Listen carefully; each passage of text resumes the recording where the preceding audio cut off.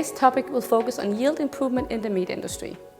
Essentially, it's about getting the most out of what you already have.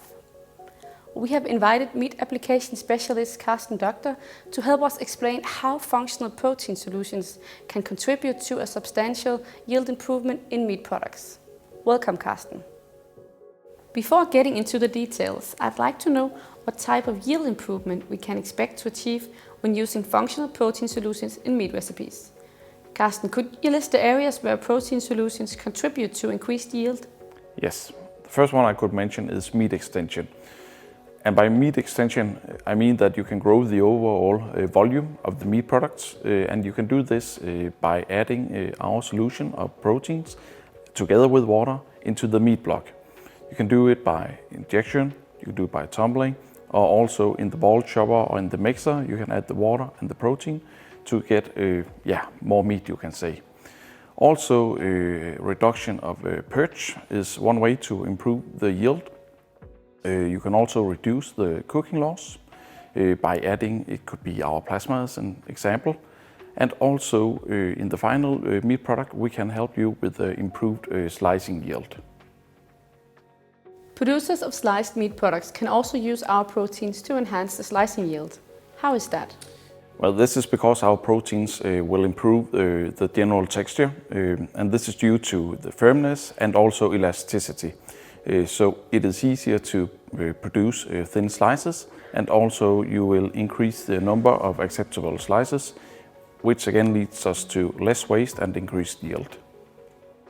You mentioned perch reduction as one of the means to yield optimization. I believe, at least I have tried several times, going to the supermarket and leaning over the counter of meat to pick up a package, just to discover that the juices have seeped out into the packaging. Well, to be honest, I don't feel like bringing that home to my family. Please explain how proteins can reduce the perch. Well, our proteins bind water and are able to form a gel.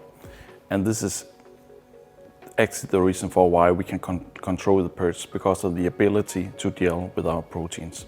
So adding these functional proteins will help you retain the water, but not only the added water, but also the meat juices inside the meat.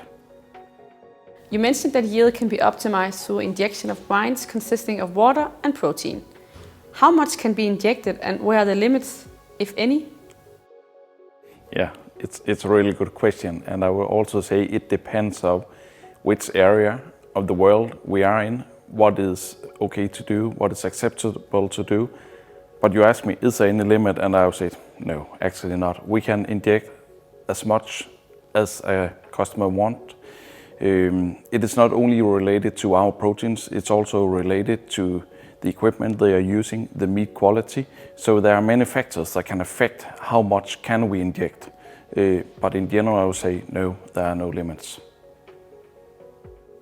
How do you handle cooking loss in extended products? Well, cooking loss is all about water management. We need to control the water during the cooking process.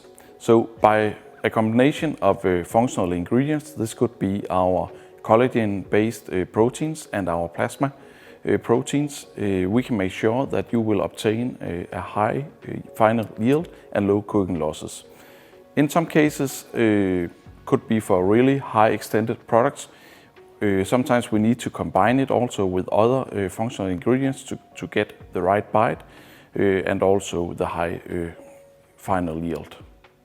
I'd like to thank Carsten for taking us through some of the main attributes contributing to increased yields. Using functional protein solution in meat applications can definitely help improve the yield. And more importantly, it also helps optimize the cost and use. What we learned today is that yield improvement relates to meat extension, perch reduction, and slicing yields. Thank you for joining us today. Be sure to tune in the next time where we will focus on another challenge within the meat and food processing industry.